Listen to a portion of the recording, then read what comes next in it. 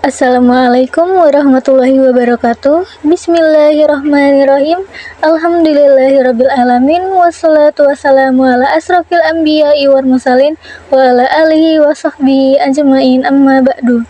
Puji dan syukur kita panjatkan kepada Allah Subhanahu wa taala di mana telah memberikan kita nikmat kesehatan dan keselamatan sehingga kita masih dapat berpartisipasi dalam mata kuliah fikih usul fikih. Salawat serta salam mari kita hadiahkan kepada junjungan Nabi besar kita, Nabi Muhammad Sallallahu Alaihi Wasallam dengan lafaz Allahumma sholli ala Sayyidina Muhammad wa ala ali Sayyidina Muhammad. Semoga kita dapat syafaatnya di yaumul akhir kelak. Amin ya rabbal alamin. Sebelum masuk ke materi, izinkan saya memperkenalkan anggota kelompok. Di sini ada Ananda Amelia, Azara Salsabila Lubis, Masito Siagian, Rahma Aulia, Rini Rahmadani, Selvi Ayu Berutu, Siti Sahfina, dan saya sendiri, Kairufi Janatu Sabila Baru Pasaribu, sebagai moderator dalam presentasi ini. Adapun tujuan dari presentasi ini yaitu untuk menjelaskan studi kasus fikih usul fikih sekaligus memberikan pemahaman kepada penonton terkait topik yang kami bahas. Baik, langsung saja kita masuk ke materi yang akan disampaikan oleh teman-teman saya secara bergantian. Nah, di sini ada sebuah deskripsi masalah di mana ada seorang pasien katarak yang baru operasi ingin melaksanakan sholat. Namun dokter melarang area sekitar mata bersentuhan dengan benda asing seperti debu, pasir, ataupun air. Sehingga hal ini membuat dia kebingungan karena baik berwudu ataupun bertayamum berpotensi masuk ke area mata. Baik, di sini ada identifikasi masalah. Yang pertama, masalah utama.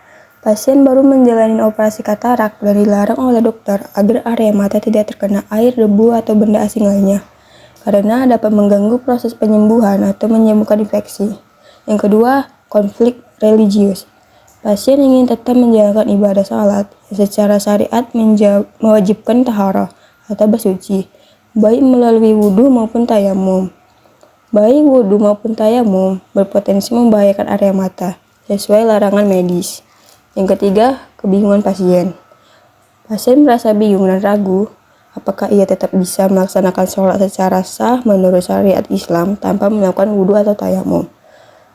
Kekhawatiran muncul antara menjaga kesehatan sesuai dengan anjuran dokter dan menjalankan ibadah secara benar atau sesuai dengan tuntutan agama.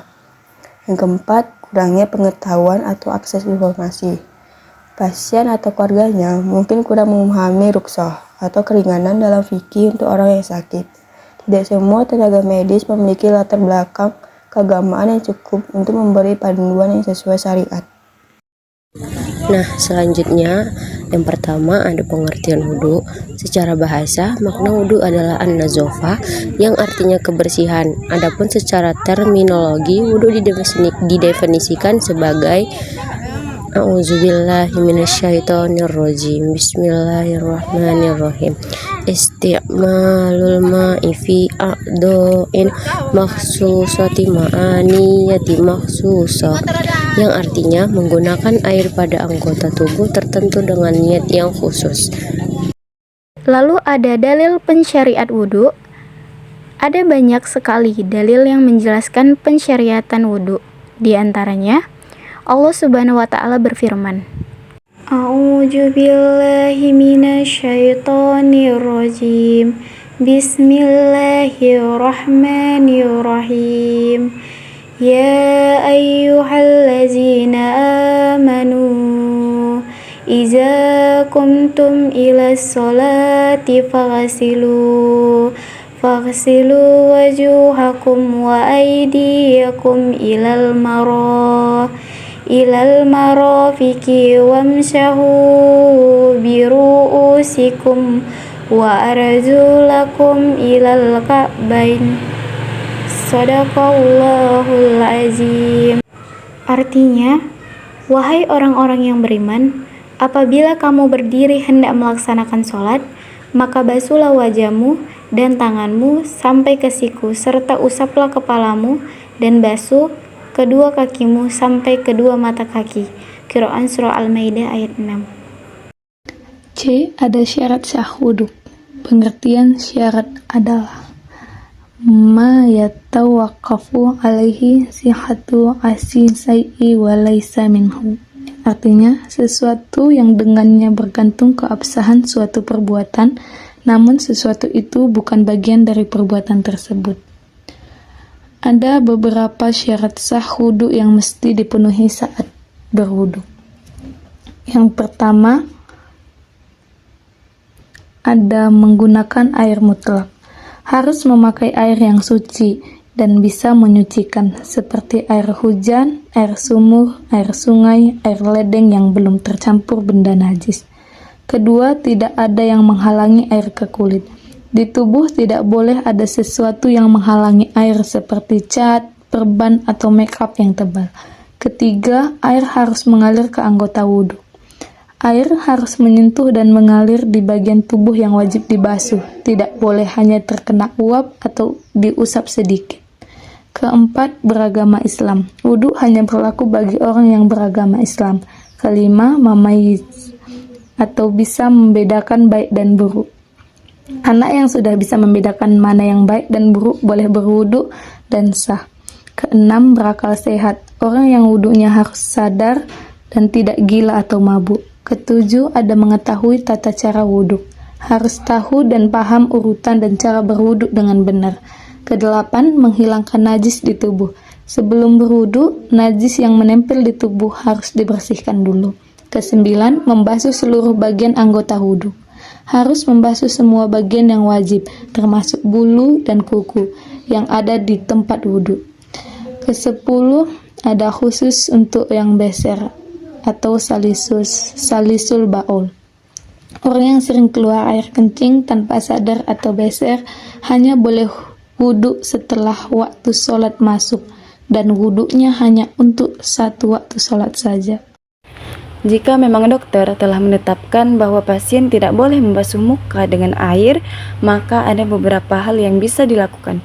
Yang pertama, meletakkan perban di bagian mata yang dioperasi hingga menutupinya. Setelah itu, berwudu sebagaimana biasa, hanya saja bagian mata tidak usah dibasuh, namun cukup diusap di atas perban yang menutupi mata tersebut. Imam Abdul Aziz bin Abdillah bin Bas menyatakan, jika seorang hamba mendapatkan luka pada salah satu anggota badan yang harus dibasuh saat wudhu, maka ia bisa melakukan satu dari dua hal.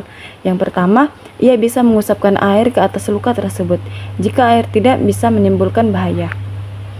Kedua, ia memasang perban di atas lukanya, kemudian ia mengusap di atas perban tersebut. Adapun jika ia meninggalkan kedua hal ini, tidak mengalirkan air atau tidak mengusapkan di atas perban, maka ini tidak boleh. Yang wajib untuk pasien lakukan adalah memasang perban lalu mengusap di atas perban tersebut.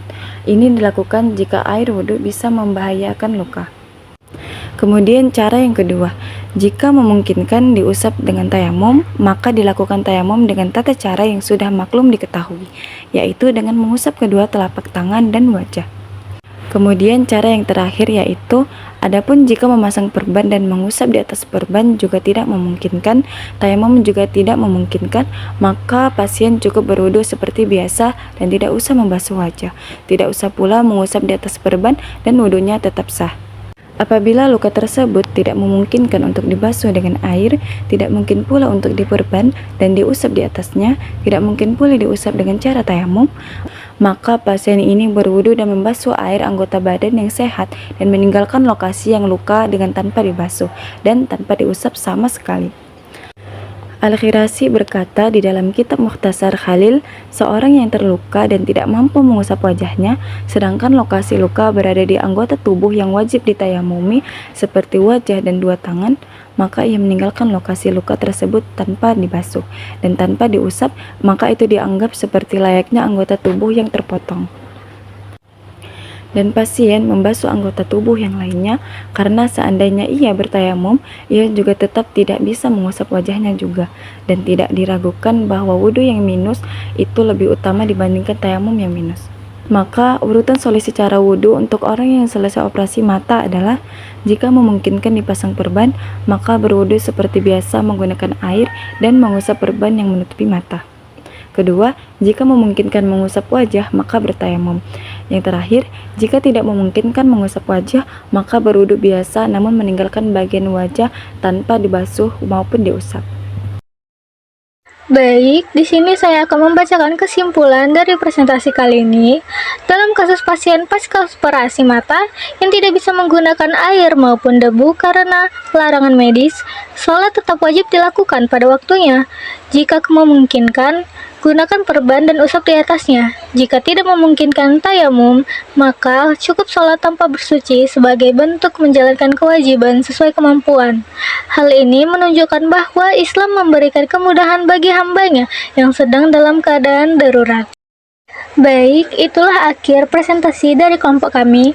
Para penonton sekalian bisa meninggalkan pertanyaan di kolom komentar. Kami mohon maaf bila ada kesalahan maupun kekurangan dalam penyampaian.